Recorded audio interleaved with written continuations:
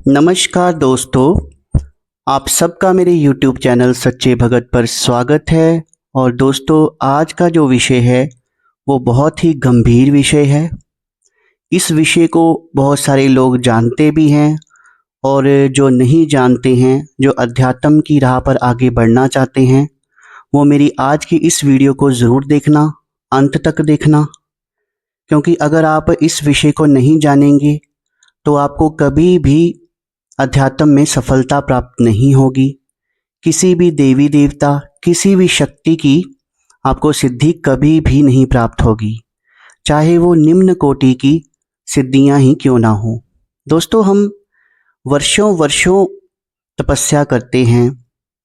हम या तो इंटरनेट से कोई मंत्र उठा लेते हैं या फिर हम अपने इष्ट को ही गुरु मानकर जो है वो पूजा पाठ शुरू कर देते हैं। कई लोग भगवान शिव को अपना गुरु मान लेते हैं और हम 1 वर्ष, 2 वर्ष, 3 वर्ष, वर्षों तक हम तपस्या करते हैं, पर हमें किसी भी देवी देवता, किसी भी शक्ति की सिद्धि जो है वो कभी भी प्राप्त नहीं होती है। ये सच है। शायद आपको मेरी बातें इस समय बुरी लग रही हों। ठीक है, आस्था का विषय अलग है कि हमारी किसी ईश्वर, किसी इष्ट के प्रति आस्था है, वो तो बहुत अच्छी बात है। लेकिन बहुत सारे लोग जो हैं वो भ्रमित हो रहे हैं यूट्यूब पर। कोई बोल रहा है 1 मिनट में सिद्धि दे रहे हैं, कोई कह रहा है आधे मिनट में सिद्धि दे रहे हैं, कोई 6 महीने में सिद्धि दे रहा है, कोई 3 महीने में दे रहा है, कोई 21 दिन में, 41 दिन में। लेकिन ऐसा दोस्तों कुछ भी नहीं है। कई वर्ष लग जाते हैं, लेकिन कई वर्ष हम अपना समय जो है वो पूजा पाठ में लगाते हैं, लेकिन कुछ भी नहीं हासिल होता है। यही सच्चाई है और लोग जो हैं वो भ्रमित ही हो रहे हैं, इसके अलावा कुछ नहीं होता।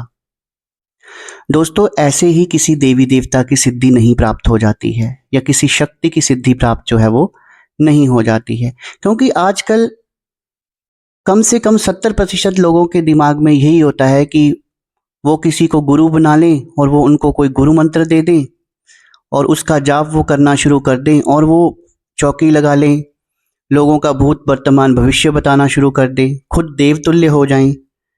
तो ऐसा जो है वो संभव क्यों नहीं हो पाता है? ठीक है कि आपने गुरु बनाए हैं, देहधारी गुरु बनाए हैं, लेकिन फिर भी कई बार आप सफल नहीं होते हैं। और इंटरनेट पर तो हर गुरु यही कह रहा है कि गुरु के बिना कुछ भी संभव नहीं है। अगर आप गुरु धारण नहीं करते हैं तो आपको किसी भी साधना, सिद्धि या फिर भक्ति में आपको सफलता प्राप्त नहीं होगी। तो फिर ऐसा क्यों होता है? ये बहुत गूढ़ रहस्य है। वीडियो को स्किप ना कीजिएगा। कम से कम 5 कारण मैं आपको आज बताऊंगा। ये 5 कारण ही होते हैं जिनके कारण हम तपस्या तो बहुत करते हैं, अनुष्ठान तो बहुत करते हैं, लेकिन हमें कोई भी बहुत बड़ी सिद्धि तो बहुत दूर की बात है, कोई छोटी मोटी सिद्धि भी हमें प्राप्त जो है वो नहीं होती है। तो इस विषय के ऊपर चर्चा करेंगे। इससे पहले कि हम इस विषय के ऊपर चर्चा शुरू करें, मेरा आप सबसे आग्रह है, जो भी मेरे YouTube चैनल सच्चे भगत पर पहली बार आया है, पहली बार मेरी वीडियो देख रहा है, कृपया करके वो वीडियो को एक लाइक कर दे, चैनल को सब्सक्राइब कर दे, बेल आइकन को प्रेस कर दे, ताकि आगे जो मेरी वीडियोस आएंगी उनका नोटिफिकेशन उन तक पहुंचता रहे। और बार बार ऐसा जब हम अपनी वीडियोस में कहते हैं तो शायद आप लोगों को लगता हो कि हमारा कोई लोभ है। हमारा कोई लोभ नहीं है। जो हमने अपने गुरुओं से, परमात्मा से ज्ञान अर्जित किया है, हम चाहते हैं कि वो ज्ञान आगे लोगों में पहुंचे। और हमारा ये छोटा सा परिवार, मेरे चाहे 2-3 हज़ार सब्सक्राइबर ही हैं, उसमें ही हम सेटिस्फाइड हैं कि कम से कम लोग हमारी वीडियोस को देखते हैं। और चाहे 1000-2000 लोग ही देखते हैं, पर उनको कम से कम सही शिक्षा तो मिलती है ना, उनको गुमराह तो हम नहीं करते हैं ना। और मेरी कोई भी वीडियो खोल के देख लीजिए, बिल्कुल प्रैक्टिकल होगी, उसमें कोई गुमराह करने वाली बात नहीं है। फिर भी आपको कोई संशय हो तो आप नीचे कमेंट सेक्शन में कमेंट करके पूछ सकते हैं, कुछ भी कह सकते हैं। जो मन की मंशा है तो हम उसका जवाब जरूर देंगे। और हम कोशिश यही करते हैं, इतना व्यस्त होने के बावजूद भी हम आपकी प्रश्नों का जवाब कमेंट बॉक्स में दे देते हैं। नहीं तो हमारा व्हाट्सएप नंबर भी होता है, वहाँ भी आप व्हाट्सएप कर सकते हैं। तो अभी समय को व्यर्थ ना गवाते हुए आज के विषय को शुरू करते हैं। सबसे पहला कारण यही होता है कि हम कहीं से भी किसी किताब से, किसी YouTube चैनल से मंत्र उठाते हैं। उस मंत्र की ना तो हमने दीक्षा ली होती है, ना ही हमने गुरु को धारण किया होता है। ये बार बार मैं अपनी वीडियोस में आपको बताता हूं कि गुरु जो है, जब जिस व्यक्ति ने सिद्धि प्राप्त कर रखी है, मान लीजिए उसे भगवान शिव की सिद्धि प्राप्त है, तो वो भगवान शिव ही हैं, गुरु ही भगवान शिव होते हैं। क्योंकि जो भगवान हैं वो हमारे मन में बसते हैं। तो जब उनको उनके मंत्र की सिद्धि प्राप्त हो जाती है तो वो व्यक्ति जो है वो देवतुल्य हो जाता है। क्योंकि जब देवता आपके मन में बस जाते हैं तो काफी सारे गुण जो है वो देवताओं के और शक्तियां उस व्यक्ति में आ जाती हैं। मैं परा जगत की बात कर रहा हूं।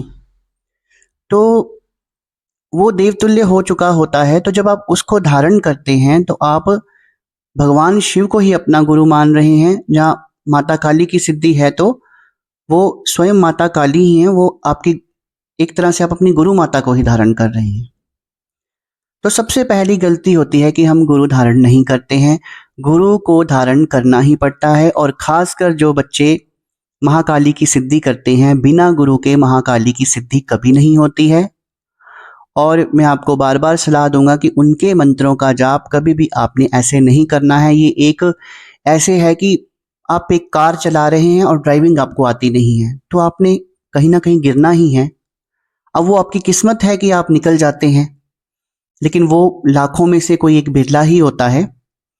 तो जो ये शक्तियां हैं, जो 10 महाविद्या हैं, वो बिना गुरु के कभी भी उनकी सिद्धि जो है हमें नहीं करनी चाहिए। उससे आपकी विक्षिप्ति ही होगी, आपका उद्धार कभी नहीं होगा। क्योंकि इनके साथ अच्छी शक्तियां भी चलती हैं, बुरी शक्तियां भी चलती हैं। पहले बुरी शक्तियां आती हैं, अगर उनको आपने नहीं संभाला तो आपका घर भी बर्बाद कर देंगी और आपको भी बर्बाद कर देंगी। गुरु कोई भी हो सकता है, चाहे आपके माता पिता हैं, उन्होंने शक्तियों का जप किया है, या कोई पंडित है, या कोई भगत है। सिर्फ एक बार उनसे आप दीक्षा भी ले लेंगे ना, और जब आपको कोई प्रॉब्लम होती है तो आप उनके साथ डिस्कस करते हैं, तो उसी से उसका समाधान हो जाता है। लेकिन अगर कोई व्यक्ति अकेले ये सिद्धियां प्राप्त कर ले तो मैं कह नहीं सकता, पर बहुत मुश्किल है आजकल के युग में। तो ये होती है हमेशा पहली गलती। दूसरी गलती ये होती है कि हमारे पितर जो हैं वो हमसे रुष्ट होते हैं और हम लोग जो हैं वो देवी देवता की सिद्धि करने चल पड़ते हैं। कई लोगों को तो अपने पितर देवताओं के बारे में पता भी नहीं होता कि उनका स्थान कहाँ है, उनका भोग प्रसाद कैसे देना है, कहाँ देना है। ठीक है, जिस तरह की शक्ति की आप पूजा अर्चना करेंगे आप उसी के लोक में जाएंगे। लेकिन पितरों की मैं सिद्धि या पूजा करने के लिए नहीं कह रहा, लेकिन जो पीढ़ी दर पीढ़ी उनका भोग प्रसाद जैसे भी आपके घरों में दिया जाता है वो आपको देना ही पड़ता है। और उसमें एक फायदा ये भी होता है कि हो सकता है कि आपके पितरों में से कोई बहुत भगत रहा हो या कोई बहुत पूजा पाठ करता हो और उसको कोई सिद्धि प्राप्त हो, तो वो सिद्धि जो है फिर वो आपको बहुत जल्दी मिल जाती है। मान लीजिए आप माता काली की ही पूजा कर रहे हैं और आपके पितर ने वो सिद्ध कर रखी है। जब आप उनको प्रसन्न करेंगे तो उनकी सिद्धि, उनका आशीर्वाद जो है वो आपको मिल जाता है। और मतलब भगवान को सिद्ध करना, तो ये तो एक बहुत ही गलत बात है। मैं सिद्धि शब्द का इस्तेमाल कर रहा हूँ। कहने का मतलब है कि माता की कृपा आपके ऊपर बहुत ही जल्दी होती है जब आप अपने पितरों को मना लेते हैं और उनमें से माता का कोई भक्त रहा। ये तो हो गया दूसरा कारण। अब आ गया तीसरा कारण। तीसरा कारण ये होता है कि हम अपने कुल के देवी देवताओं की पूजा जो है वो नहीं करते हैं। हमारे कुल के देवी देवता, ज्यादातर हर कुल में एक देवी होती है, वो देवी रुष्ट पड़ी है और हम चले हैं महाकाली की पूजा करने, हम चले हैं महादेव की पूजा करने, हम चले हैं भगवान विष्णु की पूजा करने। तो वो जो सिद्धियां हैं वो आपकी कभी नहीं होंगी, वो पूजा आपकी कभी भी सफल नहीं होगी। अब इसको हम कैसे समझते हैं कि हमारी माँ घर पे बैठी है, अपनी माँ घर पे बैठी है, उसको हम खाना नहीं पूछते, उसको हम दवा दारू नहीं पूछते, और बाहर हमने किसी को अपनी माँ बना लिया है और उसके साथ हमारी अटैचमेंट ज़्यादा है, उसको हम पूछ रहे हैं, लेकिन जो अपनी माता घर में बैठी है उसको हम नहीं पूछ रहे हैं, हमारे अपने बुजुर्ग जो घर में बैठे हैं उनको नहीं पूछ रहे हैं, तो उन पर क्या बीतेगी। और जब उनको पता लगेगा तो वो नेचुरली आपसे रुष्ट होंगे। और कुल देवी कुल देवता का पहरा हमारे घर के मुख्य द्वार पर होता है। जब तक वो शक्ति हमसे खुश नहीं है तो बाहर की शक्ति कभी भी हमारे घर के अंदर जो है वो नहीं आ सकती। इसलिए बार बार यही कहा जाता है कि पहले अपने कुल के देवी देवताओं को मनाओ, उसके बाद में आप जो है कोई भी साधना सिद्धि शुरू करेंगे। और कई बार तो ऐसा होता है कि अगर कुल देवी सिद्ध हो जाए, मंत्र से पहले कुल के देवी देवता ही सिद्ध होते हैं। जब उनकी सिद्धि प्राप्त हो जाती है तो जिस इष्ट की आप पूजा कर रहे हैं वो बहुत ही जल्द सिद्ध हो जाते हैं। अब अगला कारण जो मैं आपको बताने जा रहा हूं वो है कि चौक चराहे की पूजा हम नहीं करते, जो चौक चराहे के देवी देवता होते हैं। वैसे तो 200 से ऊपर जो हैं वो चौक चराहे के देवी देवता माने गए हैं। और चौक चराहा और शमशान एक ऐसी जगह होती है जो क्रॉस वर्ल्ड होता है, जो पैरानॉर्मल वर्ल्ड है और जो ये प्रेजेंट वर्ल्ड है, इसके बीच का ये बैरियर होता है। वहां पे कुछ शक्तियां होती हैं जिनके पास चाबियां होती हैं तालों की, जो दूसरे आयाम का रास्ता खोलती हैं। तो उनका पहरा होता है वहां पर। ज्यादातर माता शीतला जो हैं उनका पहरा जो है चौक चराहे पर होता है। तो जब तक उनको हम प्रसन्न नहीं करेंगे तब तक कोई भी शक्ति जो है वो हमारे घर में नहीं आ सकती, आपको कोई सिद्धि जो है वो प्राप्त नहीं हो सकती। इसलिए चौक चराहे की पूजा भी जो है वो बहुत जरूरी है। और उनको माता शीतला का जो भोग प्रसाद है वो देना बहुत जरूरी है। जैसे हमारे हिमाचल में, हमारे गांव में जो माता शीतला का मंदिर है वहां पर मीठे गुलगुले चढ़ाए जाते हैं, साथ में ठंडे दिए यानी कि आटे के दिए बनाए जाते हैं और उसमें घी डाला जाता है और बाती बनाई जाती है, लेकिन उनको जलाया नहीं जाता। 5 दिए वहां पर चढ़ाए जाते हैं क्योंकि वो थोड़े शीतल स्वभाव की देवी भी हैं, गर्दब उनकी सवारी है। तो चौक चौराहे वाली माता जो है उसको भी खुश करना बहुत जरूरी है। अगर वो आपसे रुष्ट पड़ी हैं तो वो कोई भी शक्ति आपके घर तक पहुंचने नहीं देंगी। और आखिरी कारण जो है, हर जैसे चौक चौराहे वाली माता होती है वैसे हर नगर का एक खेड़ा होता है। नगर खेड़ा भगवान कार्तिकेय को भी कहा गया है।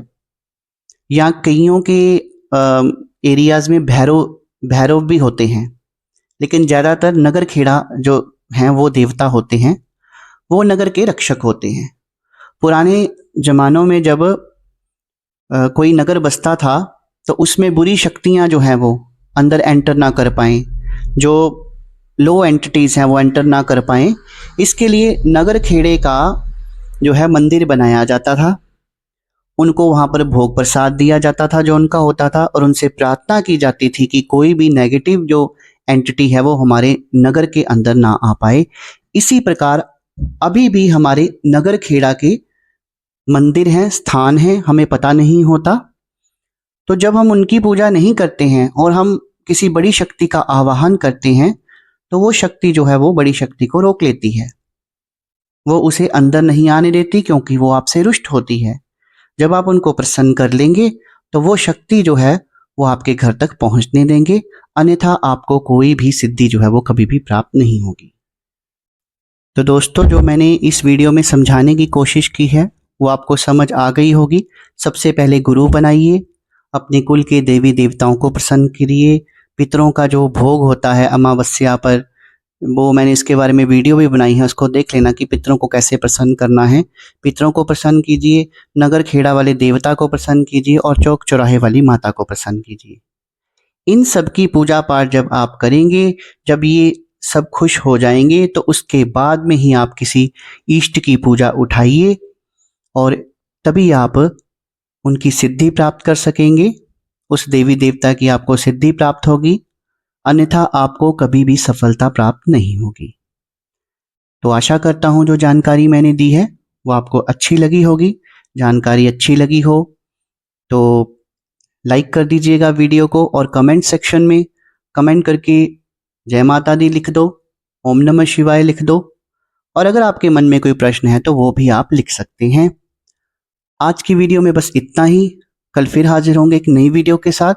तब तक के लिए शुभ रात्रि।